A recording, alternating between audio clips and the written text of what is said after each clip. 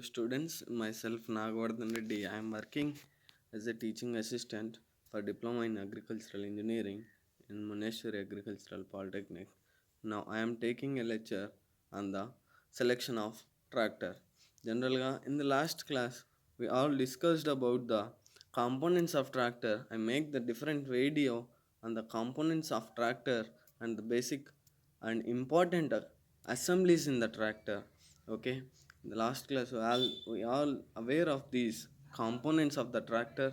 Okay, one sees the tractor components and then main assemblies. Okay, ఇవన్నింటి గురించి మనం last క్లాస్లో చెప్పుకున్నాం అనమాట. And now I will deal with the class of selection of a tractor. Now the selection of tractor అంటే ఏంటి? Selection of tractor అంటే ట్రాక్టర్ని select చేసుకోవడం. అంటే when the farmer is going to buy a tractor, అప్పుడు మనకి ఆ ఫార్మర్కి ఏమేమి అవసరాలు ఉన్నాయి, ఆ అవసరాలని తీర్చే ట్రాక్టర్ ఎలా ఉండాలి. ఓకే, ఈ విధంగా అండ్ ఆల్సో చాలా కాంపోనెంట్స్ని బేస్ చేసుకుని ట్రాక్టర్ అనేది సెలెక్ట్ చేసుకుంటాడు అనమాట. ఓకే, వన్స్ ఆ ట్రాక్టర్ అనేది చాలా హెవీ కాస్ట్లో ఉంటుంది కాబట్టి ఒకసారి ఇన్వెస్ట్మెంట్ చేస్తే మళ్ళీ ఒక 4-5 ఇయర్స్ 6 ఇయర్స్ వాళ్ళకి ఇబ్బంది లేకుండా ఉండాలన్నమాట. సో అలా ట్రాక్టర్ అనేది సెలెక్ట్ చేసుకోవాలన్నమాట. అలా ట్రాక్టర్ సెలెక్షన్ చేసుకోవడం కోసం మనకి కొన్ని ఫ్యాక్టర్స్ ఉన్నాయన్నమాట. ఫస్ట్ వన్ వచ్చేసరికి ల్యాండ్ హోల్డింగ్, తర్వాత సెకండ్ వన్ వచ్చేసరికి క్రాపింగ్ ప్యాటర్న్, తర్వాత థర్డ్ వన్ వచ్చేసరికి soil condition, and fourth one వచ్చేసరికి climatic condition, and fifth one వచ్చేసరికి repairing facilities, and sixth one వచ్చేసరికి running cost, and seventh one వచ్చేసరికి initial cost and resale value, and eighth one వచ్చేసరికి test report అనమాట. Okay, ఈ యొక్క 8 ఫ్యాక్టర్స్ని base చేసుకొని మనం ట్రాక్టర్ని అనేది మనం సెలెక్ట్ చేసుకుంటాం అనమాట. ఒక ఫార్మరు ట్రాక్టర్ 8 కాంపోనెంట్స్ని బేస్ చేసుకొని సెలెక్ట్ చేసుకోవాలన్నమాట. అదర్వైజ్ చాలా ప్రాబ్లమ్స్ అనేది ఫేస్ చేయాల్సి వస్తుంది అనమాట. అదర్వైజ్ ఎక్కువ అమౌంట్ అనేది వేస్ట్ అవుతుంది అనమాట. సో అందుకోసం ఈ యొక్క 8 కాంపోనెంట్స్ అనేది బేసిక్గా అవసరం అనమాట. ఓకే, జనరల్ ఫస్ట్ వన్ చూస్తే ఇప్పుడు ల్యాండ్ హోల్డింగ్ అనమాట. ఓకే, ల్యాండ్ హోల్డింగ్లో మనకి ఏంటంటే ఒక ఫార్మర్కి ఒక 20 హెక్టార్స్ ల్యాండ్ ఉందనుకోండి. 20 హెక్టార్స్ మీన్స్ 20 హెక్టార్స్ అంటే మనకి 1 hectare is equal to 2.47 acres అనమాట. ఓకే, ఒక hectare is equal to 2.47 hectares అనమాట. దట్ మీన్స్ 2.5 అని రౌండ్ చేసుకుంటే మనకి దాదాపుగా 20 హెక్టార్స్ ఫీల్డ్ ఉన్నప్పుడు మనకి ట్రాక్టర్ అనేది ఎంత హెచ్పి ట్రాక్టర్ అనేది మనం సెలెక్ట్ చేసుకోవాలి. ఓకే, దట్ మీన్స్ మినిమం మనకి జనరల్గా 20 హెచ్పి ట్రాక్టర్స్ నుంచి మనకి స్టార్ట్ అవుతూ ఉంటాయి అన్నమాట. అందుకోసం మనం ఇక్కడ 20 హెక్టార్ ఫీల్డ్ అనేది తీసుకుంటాం అన్నమాట. దట్ మీన్స్ ఒక ల్యాండ్ హోల్డింగ్లో ఏంటంటే ఆ యొక్క ఫార్మర్ ఓన్లీ ఒక క్రాపింగ్ మాత్రమే, ఓన్లీ ఒక టైప్ ఆఫ్ క్రాపింగ్ మాత్రమే చేస్తే, either only paddy, either only మిర్చి, లేదంటే డిఫరెంట్ ఏదైనా క్రాపింగ్ ప్యాటర్న్, ఏదైనా ఒకటే క్రాప్ తీసుకొని అతను ఫార్మింగ్ చేస్తూ ఉంటే అలాంటప్పుడు మనకి ఒక హెక్టార్ ల్యాండ్కి 1 హెచ్పి ట్రాక్టర్ అనేది, 1 హెచ్పి పవర్ అనేది అవసరం అన్నమాట. సో మనకి మినిమం పవర్ ఆఫ్ ట్రాక్టర్ వచ్చేసరికి 20 నుంచి స్టార్ట్ అవుతుంది కాబట్టి మనకి ఒక 20 హెక్టార్ ల్యాండ్ ఉంటే ఒక ఫార్మర్ 20-25 హెచ్పి ట్రాక్టర్ అనేది సెలెక్ట్ చేసుకోవచ్చు అనమాట. ఓకే, దట్ మీన్స్ అతనికి ఓన్లీ ఒక క్రాపింగ్ ప్యాటర్నే ఉండాలి. అలాంటప్పుడు మాత్రమే ఈ 20-25 హెచ్పి ట్రాక్టర్ అనేది పనికొస్తుంది అనమాట. అండ్ దెన్ తర్వాత నెక్స్ట్ వన్ వచ్చేసరికి క్రాపింగ్ ప్యాటర్న్ అంటే మనకి జనరల్గా less than 1 hectare per HP మనకి రికమెండ్ చేస్తామన్నమాట. ఓకే, ఒక హెచ్పి పవర్కి 1 హెక్టార్ ల్యాండ్ కంటే తక్కువ ఉండేటట్టు మనము ఇక్కడ రికమెండ్ చేస్తామన్నమాట. ఓకే, ఈ క్రాపింగ్ ప్యాటర్న్లో ఏంటంటే అక్కడ బాగా ఇరిగేషన్ ఫెసిలిటీస్ ఉండి, వాళ్ళకి ఆ ఏరియాకి బాగా ఇరిగేషన్ ఫెసిలిటీస్ ఉండి ఒక క్రాపే కాకుండా ఇయర్లో మల్టిపుల్ క్రాపింగ్స్ అనేది చేస్తే అలాంటప్పుడు మనకి ఒక 25 హెక్టార్స్ ల్యాండ్కి ఒక 30 to 35 HP ట్రాక్టర్ అనేది అవసరం అవుతుందన్నమాట. ఓకే, ఒక ఇరిగేషన్ ఫెసిలిటీస్, వాటర్ ఫెసిలిటీస్ బాగా ఉండి ఆ ఏరియాలో, అండ్ ఆల్సో వాళ్ళు ఒక క్రాపింగ్ కాకుండా ఒక ఇయర్లో మల్టిపుల్ క్రాపింగ్స్ చేస్తే అలాంటప్పుడు మనకి ఒక 25 హెక్టార్ ఫామ్కి మనకి 30 to 35 HP ట్రాక్టర్ అనేది అవసరం అవుతుంది అనమాట. అండ్ దెన్ తర్వాత నెక్స్ట్ వన్ వచ్చేసరికి సాయిల్ కండిషన్. సాయిల్ కండిషన్ అనేది మనకి చాలా ఇంపార్టెంట్ ఫ్యాక్టర్ అనమాట. ఓకే, సాయిల్ కండిషన్ అనేది చాలా ఇంపార్టెంట్ ఫ్యాక్టర్. మనము కొన్ని ఏరియాల్లో ఒక్కొక్కలాంటి సాయిల్ అనేది ఉంటుందన్నమాట. కొన్ని ఏరియాల్లో శాండీ సాయిల్స్ ఉండొచ్చు.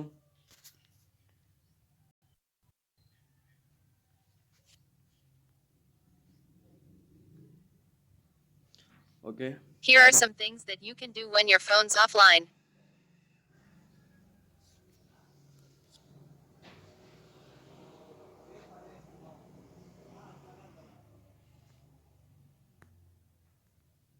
Okay, sorry for the disturbance.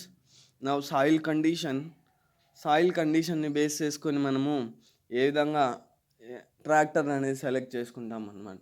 Okay, జనరల్గా సాయిల్ కండిషన్స్లో చూస్తే మనకి ఒక్కొక్క ఏరియాల్లో ఓన్లీ క్లే సాయిల్స్ కనిపిస్తాయి, ఒక్కొక్క ఏరియాస్లో ఓన్లీ శాండీ సాయిల్స్ కనిపిస్తాయి, ఒక్కొక్క ఏరియాల్లో మనకి మిక్స్డ్ సాయిల్స్ అనేవి కనిపిస్తూ ఉంటాయి. సో ఇలాంటి కండిషన్స్ ఉన్నప్పుడు ఎలాంటి ట్రాక్టర్ అనేది వాడతాం? ఓకే, మనకి సాయిల్ కండిషన్ చూసుకొని ఒక సపోజ్ మనం శాండీ సాయిల్స్ అనేది ఆ ఏరియాలో ఉంటే అలాంటప్పుడు మనకు ట్రాక్టర్ అనేది హెవీ వెయిట్ ఉంటే మనకి ట్రాక్టర్ లోపలికి వెళ్ళిపోతూ ఉంటుంది అనమాట. అంటే స్ట్రక్ అవుతూ ఉంటుంది, ట్రాక్టర్ ఈజీగా రన్ కాదనమాట. సో అలాంటి సిచ్యువేషన్లో ఏంటంటే మనకి గ్రౌండ్ క్లియరెన్స్ ఎక్కువగా ఉండి వీల్ బేస్ అనేది తక్కువ ఉండి అండ్ ఆల్సో ఆ overall weight of a tractor అనేది తక్కువ ఉంటే అలాంటి సిచ్యువేషన్స్లో మనకి ఈ యొక్క శాండీ సాయిల్ కండిషన్స్కి మనకి ఆ ట్రాక్టర్ అనేది బాగా పనికొస్తుంది అనమాట. ఓకే, శాండీ సాయిల్స్కి మనం మెయిన్గా గుర్తుపెట్టుకోవాల్సింది ఏంటంటే లైట్ వెయిట్గా ఉండే ట్రాక్టర్ని మనం సెలెక్ట్ చేసుకోవాలన్నమాట. అండ్ దెన్ తర్వాత క్లే సాయిల్స్లో చూసుకుంటే మనకి కొంచెం వెయిట్ అనేది ఎక్కువగా ఉండాలన్నమాట when compared with the sandy soil.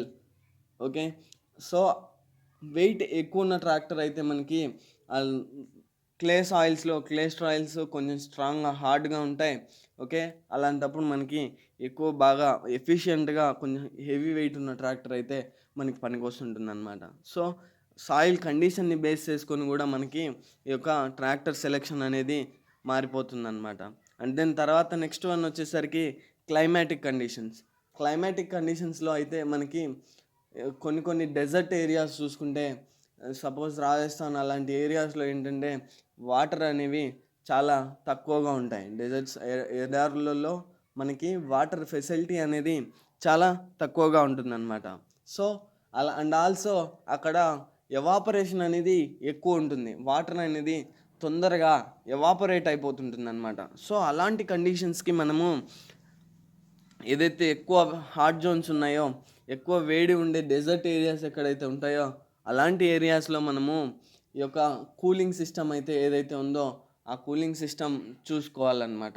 Okay, అలాంటి డెజర్ట్ ఏరియాస్లో వాటర్ కూలింగ్ సిస్టమ్ కాకుండా మనకి ఎయిర్ కూలింగ్ సిస్టమ్ అంటే ఎయిర్ ఫిన్స్ మనకు ఉంటాయి.